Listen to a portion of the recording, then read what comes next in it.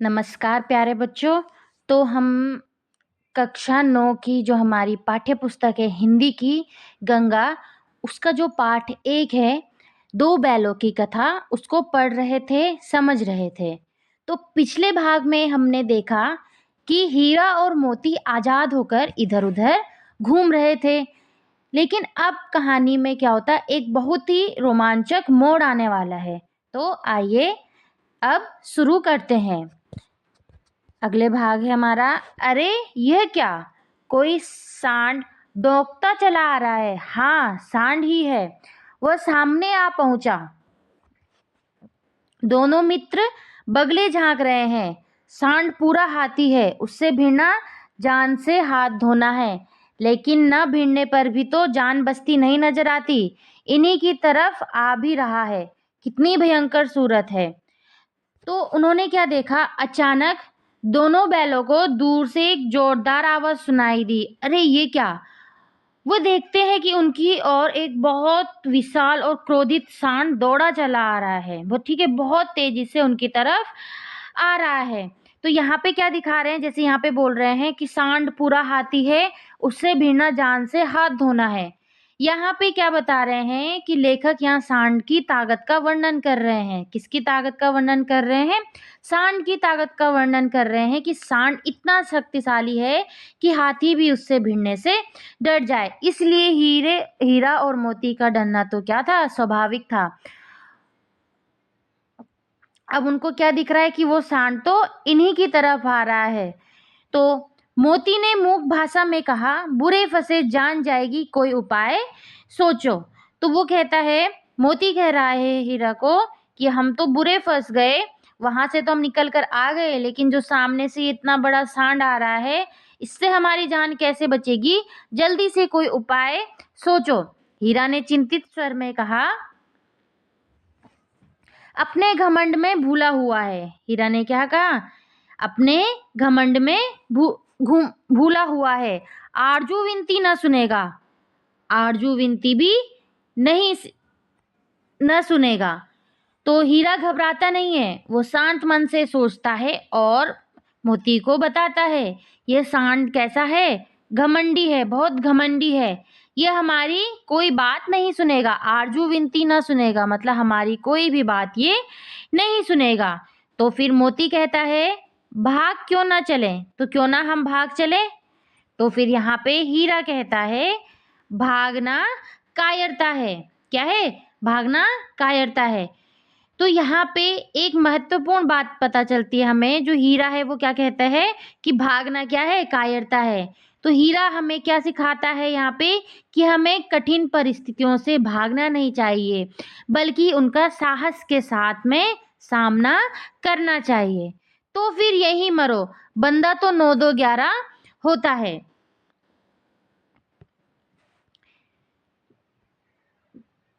और जो दौड़े और जो दौड़ाए, तो फिर कोई उपाय सोचो जल्दी। उपाय यही है कि उस पर दोनों जने एक साथ चोट करें। मैं आगे से रगेदता हूँ, तुम पीछे से रगेदो। ठीक है, दोहरी मार पड़ेगी तो भाग खड़ा होगा। मेरी ओर झपटे, तुम बगल से उसके पेट में सिंग घुसेड़ देना। जान जोखिम है, पर दूसरा उपाय नहीं है। तो यहाँ पे हीरा एक तरकीब सोचता है, एक उपाय बताता है कि अगर हम दोनों मिलकर लड़ेंगे। वो क्या कहते हैं कि उपाय ये कि उस पर दोनों जने एक साथ चोट करें। इसका मतलब क्या है, दोनों मिलकर लड़ेंगे। मैं सामने से उसे उलझाऊंगा। जैसे ही वो मेरे तरफ दौड़ेगा तो तुम क्या करना, उसके पेट में अपने सींग मार देना। फिर अगर वो तुम्हारी ओर मुड़ेगा तो मैं पीछे से हमला कर दूंगा। ठीक है, तो यहाँ पे हीरा ने क्या उपाय दिया कि क्यों ना हम दोनों मिलकर उसके साथ लड़ाई करें। तो यहाँ पे क्या बताया गया है, यहाँ लेखक केवल लड़ाई नहीं दिखा रहा है। ठीक है, ये लड़ने की बात कर रहा है यहाँ पे हीरा, सिर्फ लड़ाई की नहीं बात कर रहा है। वो ये दिखा रहा है, अगर वो एकता, यूनिटी, समझदारी और टीम वर्क से काम करेंगे तो वो उस सांड से आसानी से जीत सकते हैं। दोनों मित्र जान हथेलियों पर लेकर लपके। सांड को भी संगठित शत्रुओं से लड़ने का तजुर्बा न था, वह तो एक शत्रु से मल्ल युद्ध करने का आदी था। ठीक है, तो यहाँ पे क्या कहा गया है, दोनों ने अपनी जान हथेली पर रखी और उससे लड़ने के लिए तैयार हो गए। ठीक है, सांड को उन्होंने क्या करी, चुनौती दे दी। सांड को भी संगठित, यानी कि ऐसे जब बहुत सारे शत्रु आपस में मिलकर लड़ रहे हों, तो ऐसे भी उसको क्या था, तजुर्बा नहीं था, अनुभव नहीं था। तजुर्बा मतलब उसको कोई अनुभव नहीं था। वो तो एक ही शत्रु से ही मल्ल युद्ध करने के लिए तैयार था। उसे ऐसे नहीं था कि अगर 2-3 अगर उसके साथ में लड़ाई करेंगे तो कैसे करेगा। उसे तो सिर्फ एक के साथ में ही कुश्ती करने का तजुर्बा था। सिर्फ किसके साथ में, एक के ही साथ में उसको कुश्ती करने का तजुर्बा था। जो ही हीरा पर झपटा तो मोती ने पीछे से दौड़ाया। सांड उसकी तरफ मुड़ा तो हीरा ने रगोदा। ठीक है, तो जैसे ही वो हीरा की तरफ जाता तो मोती उसको मारता, और अगर वो मोती की तरफ जाता तो हीरा उसको मारता। सांड चाहता था कि एक एक करके दोनों को गिरा दे, पर ये दोनों भी उस्ताद थे। सांड तो चाहता था कि दोनों को एक एक करके वो गिरा देगा, लेकिन दोनों भी क्या थे, उस्ताद थे, बहुत तेज थे दोनों। उसे ये अवसर न देते थे, उन्होंने उसको अवसर ही नहीं दिया। अगर वो एक तरफ लड़ता तो दूसरा उसकी तरफ हमला कर देता, दूसरे की तरफ करता तो दूसरा उसकी तरफ हमला कर देता। तो ऐसे करके वो उस सांड के साथ में लड़ाई करते हैं। एक बार सांड झल्लाकर हीरा का अंत कर देने के लिए चला कि मोती ने बगल से आकर पेट में सिंग भोंक दी। तो जब सांड को बहुत ज्यादा झल्लाकर, यानी बहुत ज्यादा जब उसको गुस्सा आ गया, तो उसने क्या करना चाहा, हीरा का अंत करना चाहा, हीरा को मारना चाहा। लेकिन तब तक मोती ने उसके पास आकर उसके पेट में अपनी सिंग को घुसा दिया। सांड क्रोध में आकर पीछे फिरा तो हीरा ने दूसरे पहलू में सिंग चुभा दिया। अब सांड जैसे ही मोती की तरफ मुड़ा तो हीरा ने उस पे हमला कर दिया। आखिर बेचारा जख्मी होकर भागा और दोनों मित्र ने दूर तक उसका पीछा किया, यहाँ तक कि सांड बेदम होकर गिर पड़ा। अब दोनों ने उसे छोड़ दिया। अब क्या हुआ कि सांड को जब बहुत ज्यादा गुस्सा आ गया, दोनों ने ही उस पे वार किया, एक तरफ से हीरा ने, एक तरफ से मोती ने। तो आखिर में क्या होगा, वो जो सांड था वो जख्मी हो गया, घायल हो गया। सांड क्या हो गया, घायल होकर भागा, और उन दोनों ने भी उसका आगे तक पीछा किया। जब एक बार ऐसा हुआ कि सांड बेदम होकर, उसको कोई होश न रहा, तो वो गिर पड़ा, तब जाके उन दोनों ने उस पे कोई भी हमला नहीं किया। ठीक है, तो दोनों मित्र विजय के नशे में झूमते चले जाते हैं। दोनों ही मित्र अब क्या है, खुश हो गए थे, तो वो आगे बढ़ने लगे। मोती ने अपना सांकेतिक भाषा में कहा, मेरा जी तो चाहता था कि बच्चा को मार ही डालूं। तो यहाँ पे जो मोती है, मोती गुस्सेल स्वभाव का है, तो वो अपने सांकेतिक मतलब इशारों की भाषा में कहता है हीरा से कि मेरा तो मन कर रहा था, जी कर रहा था कि मैं उसको मार ही डालता। तो हीरा ने तिरस्कार किया। ठीक है, हीरा ने क्या किया, तिरस्कार किया उसकी बातों का, कि गिरे हुए बैरी पर सिंग न चलाना चाहिए, जो गिरा हुआ शत्रु है हमें उसको नहीं मारना चाहिए। उसने क्या कहा कि जो गिरा हुआ शत्रु है उसको नहीं मारना है, यही हमारी क्या है, सच्ची वीरता है। ठीक है, तो यहाँ पे हमें क्या पता चलता है, हीरा ने जब ये बात बोली, इससे हमें ये पता चलता है कि सच्चा वीर वही है जो जीतने के बाद भी दया और संयम रखे। जीतने के बाद भी दया का भाव उसमें होना चाहिए, संयम का भाव उसमें है। यह सब ढोंग है, बैरी को ऐसा मारना चाहिए कि फिर ना उठे। तो ऐसा बोलते हुए मोती कहता है कि हमें तो अपने शत्रु को ऐसा मारना चाहिए कि उसको फिर से उठने की हिम्मत ना हो। अब घर कैसे पहुंचेंगे वह सोचो, पहले कुछ खा लें तो सोचें। तो वो सोचते हैं, अब वो हीरा बोलता है पहले ये बताओ घर कैसे पहुंचेंगे, तो तब तक वो कहते हैं कि क्यों ना पहले कुछ खा लें तब जाके सोचते हैं। सामने मटर का खेत था ही, तो सामने उनको क्या दिखा, मटर का खेत दिखा, उसमें घुस गया। हीरा मना करता रहा पर उसने एक ना सुनी, तो सामने उनको मटर के खेत दिखा, तो जिसमें पहले कौन गया, मोती चला गया। ठीक है, पहले उसमें मोती चला गया, तो हीरा ने उसको क्या क्या मना किया कि उसमें मत जाओ। अभी 2 ही 4 ग्रास खाए थे, 2 ही 4 उन्होंने निवाले खाए थे। ठीक है, कि दो आदमी लाठियां लेकर दौड़े और दोनों मित्रों को घेर लिया। ठीक है, ग्रास मतलब निवाला। ठीक है, ग्रास मतलब निवाला उन्होंने लिए थे, दो चार ही निवाले लिए थे, दो चार ही टुकड़े उन्होंने खाए थे, निवाले खाए थे, कि दो आदमी लाठियां लिए दौड़ पड़े और दोनों मित्रों को घेर लिया। दो आदमी आए और उन्होंने उन दोनों को घेर लिया। हीरा तो मेड़ पर था। मेड़ मतलब जो मिट्टी से खेत के चारों ओर एक घेरा बनाया जाता है, उसको मेड़ कहते हैं। तो निकल गया। तो हीरा तो बाहर ही था, मेड़ पर खड़ा था, तो वो तो आसानी से निकल गया। लेकिन मोती जो सींचे हुए खेत में था, जो वहां खेत में मटर खाने चला गया था, उसके खुर कीचड़ में धंसने लगे। उसके खुर कीचड़ में धंसने लगे। वो भाग न सका, उसको पकड़ लिया गया। हीरा ने देखा संगी संकट में है तो लौट पड़ा, फंसेंगे तो दोनों फंसेंगे। रखवालों ने उसे भी पकड़ लिया। प्रातःकाल दोनों मित्र कौंजी हाउस में बंद कर दिए गए। तो जब उन्होंने देखा कि जो मोती है वो नहीं निकल पाया खेत से, वो वहां की गीली मिट्टी में फंस गया, वो भाग नहीं पाता और पकड़ लिया जाता है, तो यहाँ पे क्या होती है, अब यहाँ पे मित्रता की परीक्षा होती है, सच्ची मित्रता की परीक्षा हो रही है। समझो कैसे। हीरा कहाँ था, मेड़ पर खड़ा था, तो वो आसानी से बाहर निकला हुआ था, तो वो जा सकता था। लेकिन उसने ऐसा नहीं किया। उसने अपने दोस्त को मुसीबत में छोड़कर नहीं भागा। वह लौट कर वापस आता है और उस कारण क्या होता है, दोनों ही पकड़ लिए जाते हैं और उनको कौंजी हाउस में बंद किया जाता है। कौंजी हाउस मतलब जहां जानवरों को बंद करके रखा जाता है। ठीक है, जहां आवारा पशुओं को, ठीक है, जहां आवारा पशुओं को बंद करके रखा जाता है, उसे कौंजी हाउस कहा कहते हैं। तो इतने भाग से हमें क्या पता चला कि क्या क्या शिक्षा मिलती है, कि संकट में एक तो हमें कभी भी घबराना नहीं चाहिए, बुद्धि से हमें काम लेना है। एकता में बहुत बड़ी शक्ति होती है। अब दोनों ने जब मिलके उस सांड को मारा तो ही उन्होंने आसानी से उसको हरा दिया। इसका मतलब एकता में बहुत बड़ी शक्ति होती है। फिर आगे हमने देखा कि गिरे हुए शत्रु पर वार करना वीरता नहीं बल्कि कायरता है। जब वो सांड थक कर नीचे गिर गया था तो क्या हुआ, हीरा ने मना किया कि हमको इसको अब नहीं मारना है, यही है सच्ची वीरता की निशानी है।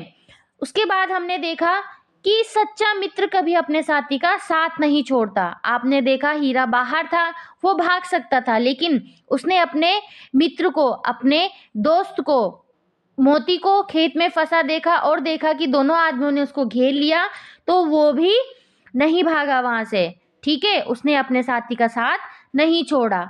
और एक और बात, लालच हमेशा मुसीबत का कारण बनता है। आपने देखा कि मोती ने क्या कहा, मटर का खेत है, चलो हम खाने जाते हैं। हीरा ने उसको मना किया था कि नहीं जाना, लेकिन मोती फिर भी गया। यहाँ पे उसने अपने लालच का भाव दिखाया। तो लालच हमेशा मुसीबत का कारण बनती है। तो चलिए अब आगे देखते हैं कि कौंजी हाउस में उनके साथ क्या क्या होता है। ठीक है, दोनों मित्रों को जीवन में पहली बार ऐसा साबिका पड़ा कि सारा दिन बीत गया और खाने को एक तिनका भी ना मिला। साबिका मतलब ऐसा काम पड़ा, पहली बार उनको ऐसा सबक मिला, ऐसा काम पड़ा कि सारा दिन उनका बीत गया, फिर भी उनको खाने को एक तिनका ना मिला। वहां उनको सूखा भूखा भूसा तो मिल रहा था, गया क्या, यहाँ तो उनको वो भी नहीं मिल रहा। समझ ही में ना आता ये कैसा स्वामी है, ये कैसा उनका मालिक है। इससे तो गया फिर भी अच्छा था, इससे तो गया ही अच्छा था, कम से कम उनको सूखा भूसा तो मिल रहा था। यहाँ कहीं भैंसें थी, कहीं बकरियां, कहीं घोड़े, कहीं गधे, पर किसी के सामने चारा न था। सब जमीन पर मुर्दों की तरह पड़े हुए थे। कई तो इतने कमजोर थे कि खड़े भी ना हो सकते थे। तो इसमें क्या दिख रहा, यहाँ पे क्या बता रहे हैं कि जो कौंजी हाउस में है वहां जितने जानवर हैं, किसी के पास में चारा नहीं है, किसी को खाने के लिए कुछ भी नहीं दिया गया है। सबके सब बहुत ज्यादा कमजोर हो गए। अब उनको खाना नहीं मिला तो शक्ति कहाँ से मिलेगी, जिस कारण वो इतने कमजोर हो गए हैं कि वो खड़े भी नहीं हो पा रहे हैं। ठीक है, तो यहाँ पे क्या दिखाया गया है, कौंजी हाउस की हालत दिखाई गई है। ठीक है, कि वहां पे कितनी बुरी हालत है कि किसी को भी कोई भी चारा नहीं दिया गया। तो तो यहाँ पे ये बता रहे हैं कि जानवरों के साथ बहुत क्रूर व्यवहार किया जाता है। कैसा व्यवहार किया जाता है? क्रूर व्यवहार, बुरा व्यवहार किया जाता है। सारा दिन मित्र फाटक की ओर टकटकी लगाए देखते रहे। तो सारा दिन दोनों के दोनों मित्र दरवाजे की तरफ, फाटक की तरफ एक नजर से देख रहे थे, पर कोई चारा लेकर आता ना दिखाई दिया। उनको लग रहा था कि कोई अभी आएगा, तब आएगा शायद हमें चारा देने के लिए, लेकिन कोई ना आया। तब दोनों ने दीवार की नमकीन मिट्टी चाटनी शुरू की, पर इससे क्या तृप्ति होती। उसके बाद दोनों ने भूख से परेशान होकर जो दीवार थी उसकी मिट्टी को चाटना शुरू कर दिया। मिट्टी उनको नमकीन लग रही थी, उस नमकीन मिट्टी को उन्होंने चाटना शुरू कर दिया। तो इनसे उनकी भूख कहाँ शांत होती है ना, क्या तृप्ति मिलती उनको, कहाँ शांत होती, इससे कहाँ उनको संतोष मिलता। ठीक है, तो रात को भी जब कुछ भोजन न मिला तो हीरा के दिल में विद्रोह की ज्वाला दहक उठी। मोती ने बोला, अब तो नहीं रहा जाता। मोती से बोला कि अब तो नहीं रहा जाता। तो यहाँ पे पहली बार ऐसे दिखा रहे हैं कि जो हीरा है उसमें भी एक जोश आता है, उसमें भी एक विद्रोह की भावना उठ गई है, ज्वाला उठ गई है। ठीक है, आग उठ गई है, जल चुकी है। तो वो मोती से बोलता है, अब तो नहीं रहा जा रहा। ठीक है, अब तो क्या है, अब तो नहीं रहा जाता। तो यहाँ पे क्या दिखा रहे हैं कि जो अब हीरा है वो भी क्या है, अन्याय को चुपचाप नहीं सहना चाहता। तो यहाँ से हमें क्या पता चलता है कि हमें अन्याय को चुपचाप सहना नहीं चाहिए। ठीक है, तो आगे देखते हैं। मोती ने सिर लटकाए हुए जवाब दिया, मुझे तो मालूम होता है प्राण निकल रहे हैं। उसको तो लग रहा है जैसे कि उसके प्राण निकल गए हैं। इतनी जल्दी हिम्मत ना हारो भाई, यहाँ से भागने का कोई उपाय निकालना चाहिए। तो अब हीरा कहता है कि हमें इतनी जल्दी अपने हिम्मत को नहीं हारना चाहिए। ठीक है, हमें इस मुश्किल समय में भी अपने उम्मीद नहीं छोड़ना चाहिए। यहाँ से भागने का कोई ना कोई उपाय, कोई ना कोई तरीका ढूंढना है। तो बोलते हैं, आओ दीवार तोड़ डाले, मुझसे तो अब कुछ नहीं होगा। बस इसी बूते पर अकड़ते थे, सारी अकड़ निकल गई। तो मोती पहले मना करता है, उसे लगता है कि इसका कोई फायदा नहीं, लेकिन हीरा बिना डरे अपने नुकीले सिंह दीवार में मारना शुरू कर देता है। ठीक है, तो बाड़े की दीवार कच्ची थी तो हीरा मजबूत तो था ही, उसने अपने नुकीले सिंह दीवार में गड़ा दिए और जोर मारा तो मिट्टी का एक चिप्पड़ निकल आया। फिर तो उसका साहस बढ़ा और उसने दौड़ दौड़ कर दीवारों पर चोटें की और हर चोट में थोड़ी थोड़ी मिट्टी गिराने लगा। तो इसने क्या देखा, जब हीरा अपने नुकीले सिंह दीवार में मारने लगा तो शुरू में तो पहले क्या है, थोड़ा ही मिट्टी गिरी, लेकिन हीरा ने हिम्मत नहीं हारी। ठीक है, उसने पूरी ताकत से दीवार पर सिंह मारता गया, जिससे कि दीवार धीरे धीरे टूटने लगी। तो मोती ने पड़े पड़े कहा, उसी समय कौंजीहास का चौकीदार लालटेन लेकर जानवरों की हाजिरी लेने निकला। जब वो दीवार पे अपना सिंह मार रहा था तो उसी समय उस कौंजी हाउस का जो चौकीदार था वो लालटेन मतलब उजाले के लिए लेते थे। ठीक है, जानवरों को देखने के लिए निकला कि कितने वहां पे जानवर हैं अभी। तो हीरा का यह उज्जड़पन देखकर उसने उसे कई डंडे रसीद किए और मोटी सी रस्सी से बांध दिया। ठीक है, उसका ऐसा व्यवहार देखकर उसने क्या किया, उसको कई डंडों से उसको मारा और बहुत ही मोटी रस्सी से उसको बांध दिया। मोती ने पड़े पड़े कहा, आखिर मार खाई क्या मिला। तो मोती पड़ा हुआ था तो उसने कहा, जब अब इतनी मार खाई तो तुम्हें क्या मिला, अपने बूते भर जोर तो मार दिया। ठीक है, तो उसने कहा कि मुझ पे जितना बल था, जितनी हिम्मत थी, उससे मैंने कम से कम जोर तो मारा। ऐसा जोर मारना किस काम का कि और बंधन में पड़ जाए। तो जब उसने देखा कि वो इतना जोर मार रहा था तो उसको रस्सी से बांध दिया था।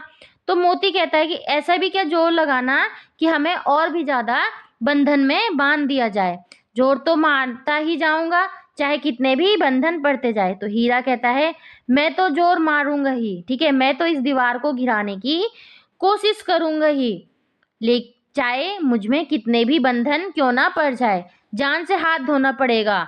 तो मोती कहता है, कहीं पता चल रहा है कि तुम्हें अपने जान से ही हाथ धोना पड़ जाए, कुछ परवाह नहीं, यूं भी तो मरना ही है। सोचो दीवार खुद जाती तो कितने जाने बच जाती, इतने भाई यहाँ बंद हैं, किसी की देह में जान नहीं है, 2-4 दिन और यही हाल रहा तो सब मर जाएंगे। ठीक है। तो उसने कहा कि अगर कोशिश ही नहीं करेंगे तो कुछ भी नहीं बदलेगा। ठीक है। यदि दीवार टूट जाती है तो यहाँ पे जितने भी जानवर हैं, ठीक है, ये सब क्या है, बच जाएंगे। तो यहाँ पे क्या हमें बताया जा रहा है कि सफलता मिले ना मिले, ठीक है, कोई जरूरी नहीं है कि हमें सफलता मिलेगी, लेकिन सही काम करने का प्रयास हमें कभी भी नहीं छोड़ना चाहिए। तो हाँ, यह बात तो है। अच्छा तो ला, फिर मैं भी जोर लगाता हूँ। तो फिर मोती कहता है, हाँ बात तो तुम सही कह रहे हो। ठीक है। वो भी पूरी ताकत से उसी जगह दीवार पर सिंग मारना शुरू कर देता है। मोती ने भी दीवार में उसी जगह सिंग मारा, थोड़ी सी मिट्टी गिरी और फिर हिम्मत बढ़ी। लगातार क्या हुआ, जब दोनों ने सिंग मारना शुरू करा, कई जोर लगाने के बाद दीवार का लगभग 1 हाथ हिस्सा गिर गया। तो फिर दीवार में सिंग लगाकर इस तरह जोर करने से मानो किसी प्रतिद्वंदी से लड़ रहे हैं। तो उनको ऐसा लगता है कि जैसे वो किसी अपने प्रतिद्वंदी, मतलब अपने किसी शत्रु से लड़ रहे हैं, उनको ऐसा लगा। आखिर कोई 2 घंटे की जोर आजमाई के बाद दीवार से ऊपर से लगभग 1 हाथ गिर गई। तो दीवार ऊपर से लगभग 1 हाथ क्या हो गई, नीचे गिर गई। तो यहाँ पे हमने देखा दोनों ने मिलकर धुनी शक्ति से दूसरा धक्का मारा तो आधी दीवार गिर पड़ी। अब उन्होंने जैसे ही और ज्यादा धक्का मारा तो उसमें क्या हुआ, दीवार आधी नीचे गिर पड़ी। दीवार का गिरना था कि अधमरे से पड़े हुए सभी जानवर चेत उठ गए। ठीक है। तो जैसे ही दीवार गिरी तो जो ऐसे ही पड़े हुए थे, बेतहाशा पड़े हुए थे, वो सब क्या हुए, उठ गए। तीनों घोड़ियां सरपट भाग निकली। जो घोड़ियां थी तीनों वो भी तुरंत भाग गई। फिर बकरियां निकल गई। उसके बाद भैंसें भी खिसक गई, भैंसें भी वहां से चली गई। पर गधे अभी तक ज्यों के त्यों खड़े थे। लेकिन जो गधे थे वो अभी तक वहीं पर ही खड़े थे। फिर हीरा ने पूछा, तुम दोनों क्यों नहीं भाग जाते? तो अब हीरा उनसे पूछ रहा है कि तुम दोनों क्यों नहीं भाग रहे हो। ठीक है। तो एक गधे ने कहा, जो कहीं फिर पकड़ लिया जाए। तो गधा कहता है कि कहीं पता चल रहा हमें दोबारा पकड़ लिया तो क्या हरज है, अभी तो भागने का अवसर है। तो वो लोग कहते हैं, तो इसमें क्या बात है, अभी भागने का मौका मिल रहा है तो भागो, हमें तो डर लगता है, हम यहीं पड़े रहेंगे। तो गधे कहते हैं, हम तो यहीं पड़े रहेंगे, अब हमें डर लग रहा है। आधी रात से ऊपर जा चुकी थी। दोनों गधे अभी तक खड़े सोच रहे थे भागे या ना भागे, और मोती अपने प्रिय मित्र की रस्सी तोड़ने में लगा हुआ था। तो आधी रात हो चुकी, फिर भी जो गधे थे वो क्या है, सोच रहे हैं कि हम भागे या नहीं भागे। ठीक है। अभी भी वो यही सोच रहे हैं कि हम भागे या नहीं भागे। तो फिर लेकिन जो मोती है वो अपने जो मित्र की रस्सी तोड़ने में लगा हुआ, यानी जो हीरा है, हीरा में उसने क्या करा था, जो चौकीदार आया था दोबारा से मोटी रस्सी बांध दी थी। तो मोती क्या कर रहा था, अपने मित्र की रस्सी को तोड़ने की कोशिश कर रहा था। तो जब वो हार गया तो हीरा ने कहा, तुम जाओ, मुझे यहीं पड़ा रहने दो, शायद कहीं भेंट हो जाए। तो यहाँ पे हीरा दोस्ती का भाव दिखाते हुए कहता है कि मैं कह रहा हूं कि तुम यहाँ से जाओ, ठीक है, मुझे यहीं रहने दो, शायद कहीं हम आगे मिल जाएं। तो मोती ने आंखों में आंसू लाकर कहा, तुम मुझे इतना स्वार्थी समझते हो हीरा? हम और तुम इतने दिनों तक एक साथ रहे, आज तुम विपत्ति में पड़ गए तो मैं तुम्हें छोड़कर अलग हो जाऊं? ठीक है। तो अब यहाँ पे जो मोती है, ठीक है, वो बहुत भावुक हो जाता है।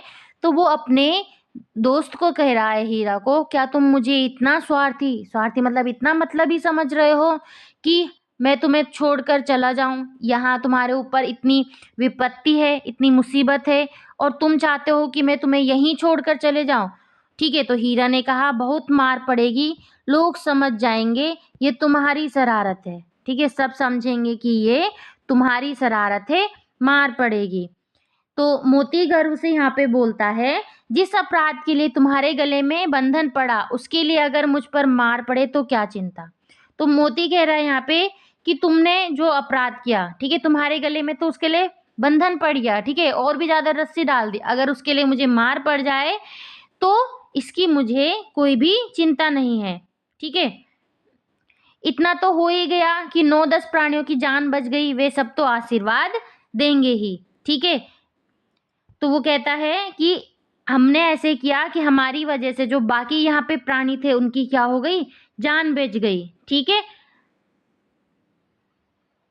तो यहाँ पे दिखाया गया है जो पहले मोती है वो अपने ही बारे में सोचता था, अब उसने क्या किया, दूसरों की भलाई के लिए भी वो कष्ट सहने के लिए तैयार है। ठीक है, यह कहते हुए मोती ने दोनों गधों को सींग से मार मार कर बाड़े के बाहर निकाला और तब अपने बंधु के पास आकर सो रहा। भोर होते ही मुंशी और चौकीदार तथा अन्य कर्मचारियों में कैसी खलबली मची, इसके लिखने की जरूरत नहीं, बस इतना ही काफी है कि मोती की खूब मरम्मत हुई और उसे भी मोटी रस्सी से बांध दिया गया। ठीक है, तो यहाँ पे क्या हुआ, दोनों गधों को तो क्या किया, मोती ने अपने सींग मार मार के उनको वहां से बाहर निकाल दिया और वो अपने दोस्त हीरा के पास जाकर सो गया। जैसे ही सुबह हुई, भोर मतलब जैसे ही सुबह हुई, तो वहां का जो मुंशी था, चौकीदार था और बाकी कर्मचारियों में ऐसी खलबली मची कि उनको समझ नहीं आया कि क्या हुआ। तो जब उनको लगा कि मोती की ही करामात है, तो उन्होंने उस मोती की खूब पिटाई की, उसकी खूब मरम्मत की।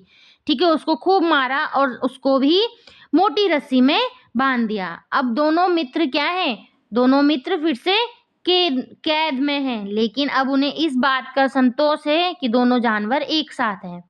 ठीक है, तो अब यहाँ तक, इस भाग तक हमें क्या समझ आता है कि सच्चा मित्र संकट में कभी भी साथ नहीं छोड़ता। जो सच्चा मित्र होता है वो कभी भी संकट में साथ नहीं छोड़ता। जैसे पहले हीरा ने मोती का साथ नहीं छोड़ा, वैसे ही मोती ने भी हीरा का साथ नहीं छोड़ा। दूसरों की भलाई के लिए कष्ट उठाना महानता है। डर हमें आगे बढ़ने से रोकता है। जैसे कि गधों को यहाँ पे मौका मिल रहा था बाहर जाने का, लेकिन वो सोच रहे थे कि जाएं या ना जाएं, बाहर जाएंगे तो फिर पकड़े जाएंगे, तो उनको कहीं ना कहीं क्या था, डर था। तो डर हमें आगे बढ़ने से रोकता है। उसके बाद है साहस और एकता से बड़ी मुश्किल को हराया जा सकता है। इसके बाद है स्वार्थ नहीं बल्कि परोपकार ही सच्ची मानवता है। तो ये सब चीजें हमें यहाँ से समझने को मिलती हैं। अगला भाग है कि एक सप्ताह तक दोनों मित्र वहां बंधे पड़े रहे। दोनों मित्र वहां कांजी हाउस में बंद थे। किसी ने चारने का एक भी तृण भी न डाला, एक तिनका भी उनको नहीं दिया। हाँ, एक बार पानी दिखा दिया जाता था, यही उनका आधार था। इतने दुर्बल हो गए थे कि उठा तक न जाता था, ठठरियां निकल आई थी। ठीक है, अब वो दोनों क्या हो गए, इतने परेशान हो गए, उनको वहां खाने तक को भी नहीं मिला। ठीक है, तो भूख और कमजोरी के कारण उनकी हालत इतनी खराब हो गई कि उनकी हड्डियां तक दिखाई देने लगी। तो यहाँ पे बताया गया है कि जानवरों के प्रति होने वाली क्रूरता को यहाँ पे जो लेखक हैं वो बता रहे हैं कि वे चाहते हैं कि हम पशुओं के साथ दया और संवेदना का व्यवहार करें। हमें पशुओं के साथ में क्रूरता का व्यवहार नहीं करना है।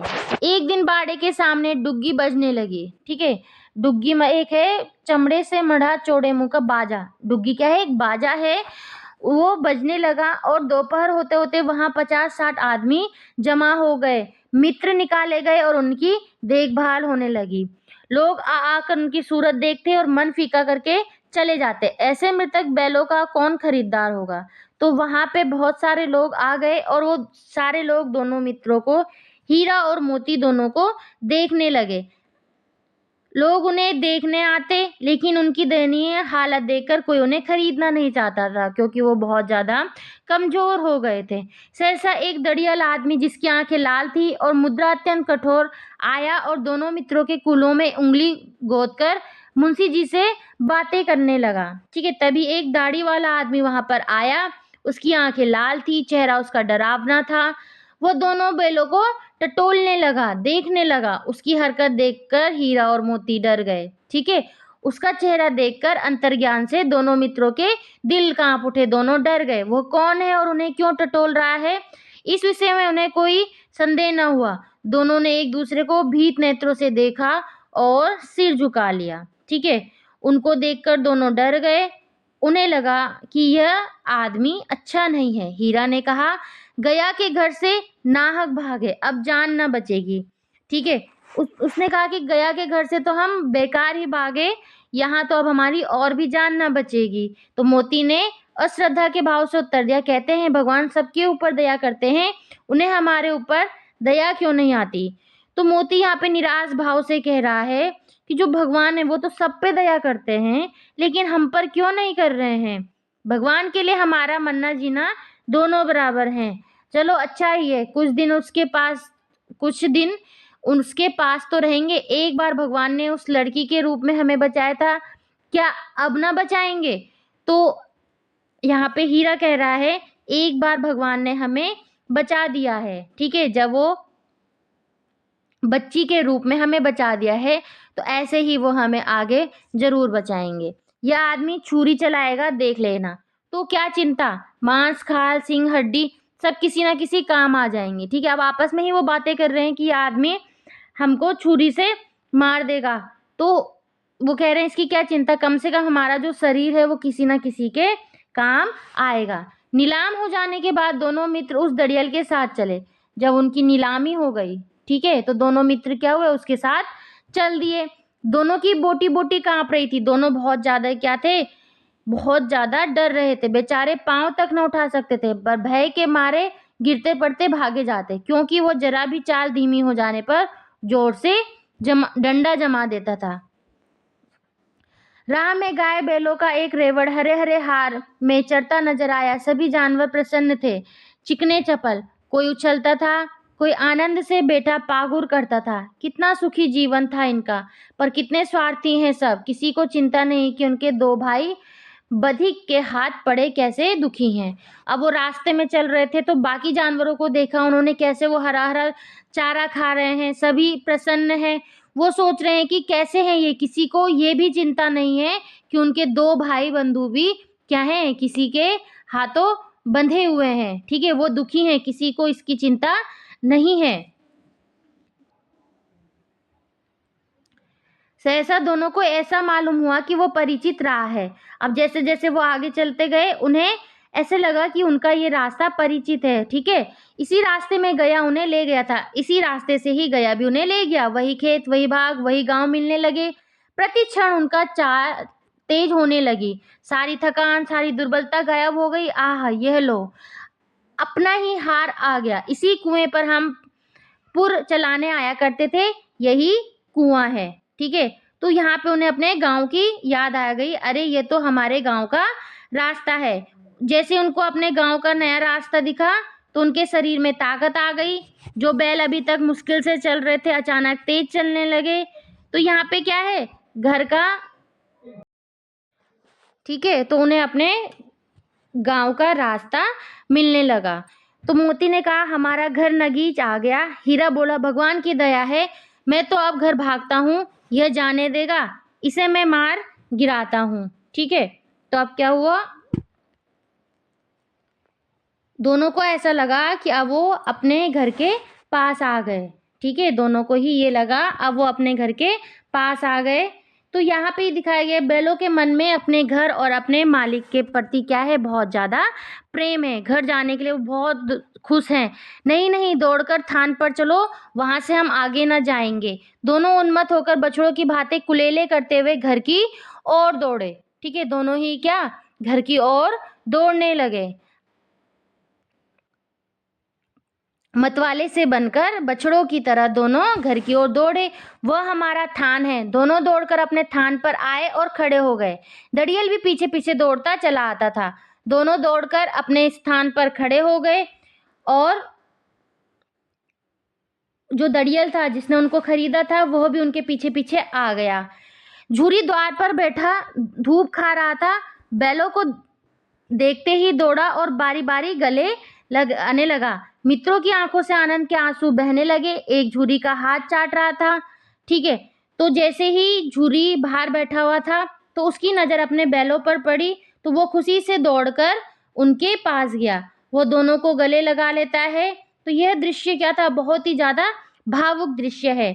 तो यहाँ पे क्या है, झुरी और दोनों बैलों की आंखों से खुशी के आंसू निकल गए। तो यहाँ पे लेखक हमें बता रहे हैं कि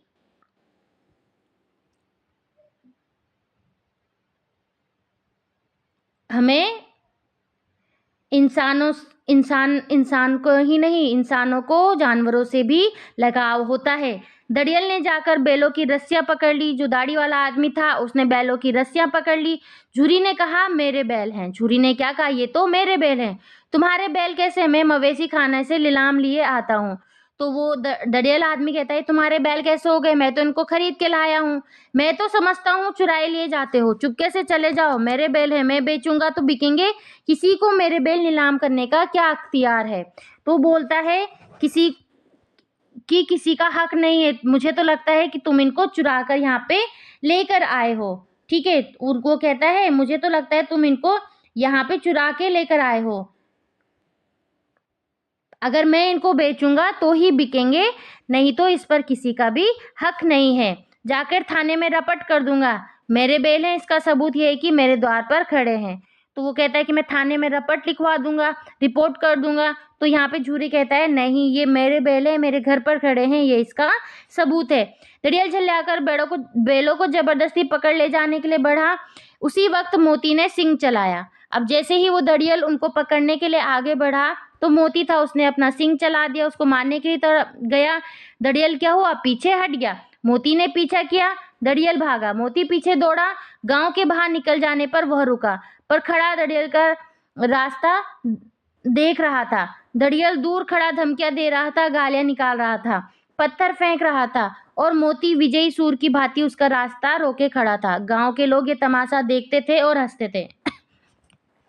तो मोती ने यहाँ पे क्या किया, जब तक उस आदमी को उसने अपने गांव से बाहर ना निकाल दिया, वो उसके पीछे भागता रहा। क्या करता रहा, उसके पीछे भागता रहा, जब तक कि उसने उस आदमी को गांव से बाहर नहीं निकाल दिया। तो यहाँ पे हमें मोती का साहस और अपने घर की रक्षा करने का भाव दिखता है। तो ये सब दृश्य देखकर सभी गांव वाले क्या थे, बहुत ज्यादा खुश हो रहे थे, हंस रहे थे। जब दड़ियल हार कर चला गया तो मोती अकड़ता हुआ लौटा। हीरा ने कहा मैं डर रहा था कि कहीं तुम गुस्से में आकर मार ना बैठो। हीरा ने उससे कहा मुझे तो डर लगा कि कहीं तुम उसे मार ना डालो। ठीक है, तो अगर वो मुझे पकड़ता तो मैं बेमारे ना छोड़ता। तो वो कहता है कि अगर वो मुझे पकड़ता मैं उसको जरूर मारता। ठीक है, अब ना आएगा तो दूर से ही खबर लूंगा, देखूं कैसे ले जाता है। जो गोली मरवा दे मर जाऊंगा पर उसके काम तो ना आऊंगा। वो कहता है कि अगर वो गोली मरवा देता तो क्या होता?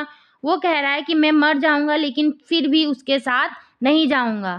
हमारी जान को कोई जान ही नहीं समझता। वो कहता है कि हमारी जान को तो कोई जान ही नहीं समझ रहा है, इसलिए कि हम इतने सीधे हैं। जरा देर में नांदों में खली, भूसा, चोकर और दाना भर दिया गया और दोनों मित्र खाने लगे।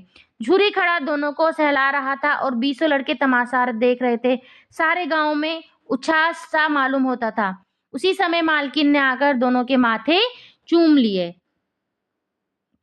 तो क्या हुआ, जैसे ही वो आ गए तो अब उनके सामने भूसा, चोकर, दाना सब रख दिया गया।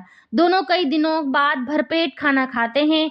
झूरी बड़े प्यार से उन्हें सहला रहा था। गांव के बच्चे ये सब देखकर बहुत खुश हो रहे थे। तभी झूरी की पत्नी भी वहां पे आ जाती है, जो उन्हें पहले बहुत कोस रही थी कि ये वहां पे काम नहीं करना चाहते। उनको उसने नमक हराम कहा था, कामचोर कहा था। वो भी आती है, वो भी दोनों बैलों के माथे को प्यार से चूम लेती है। ठीक है, तो यहाँ पे क्या है, शुरुआत में जो मालकिन थी वो हीरा और मोती से नाराज रहती थी, लेकिन अब उन्हें भी अपनी गलती का एहसास हो गया। अब उसके मन में भी दोनों बैलों के लिए प्रेम और सम्मान का भाव आ गया है। ठीक है, प्रेम और सम्मान का भाव आ गया है। तो यहाँ पे लेखक क्या कहना चाहते हैं कि घर और अपने लोगों का प्रेम सबसे बड़ा होता है। ठीक है, वो इतनी जगह रह कर आए लेकिन जो प्रेम उनको झूरी के पास मिला वो प्रेम उनको कहीं ना मिला। प्रेम और अपनापन किसी भी कानूनी अधिकार से अधिक शक्तिशाली होता है। जब दड़ियल आदमी ने कहा कि मैं रपट लिखा दूंगा तो उसने कहा ये बैल मेरे घर के आंगन में खड़े हैं, मेरे हैं। यानी कि अपनापन और प्रेम किसी भी कानूनी अधिकार से अधिक शक्तिशाली है।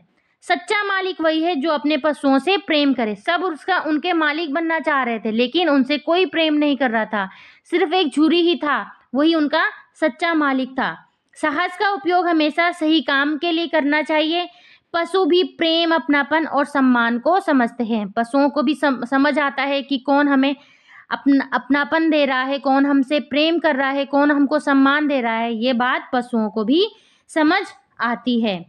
तो बच्चों यहाँ हमने क्या देखा कि मोती और हीरा किसी भी कीमत पर अपने प्रिय मालिक झूरी से अलग नहीं होना चाहते थे।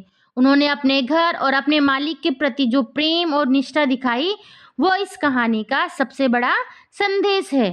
ठीक है, तो बच्चों ये कहानी यहीं पर ही समाप्त होती है, ये चैप्टर यहाँ पे कंप्लीट होता है। तो हमने क्या देखा, मुंशी प्रेमचंद जी की प्रसिद्ध कहानी दो बैलों की कथा को पूरे अच्छे से पढ़ा और विस्तार से समझा। ठीक है, पहली नजर में तो हमको क्या लगा कि ये दो बैल हीरा और मोती की लगती है, ये कहानी दो बैल हीरा और मोती की है, लेकिन ये केवल पशुओं की कहानी नहीं, ये कहानी हमें जीवन के बहुत बड़े आदर्श सिखाती है। ठीक है, हीरा और मोती हमें बताते हैं कि सच्ची मित्रता कैसे होती है।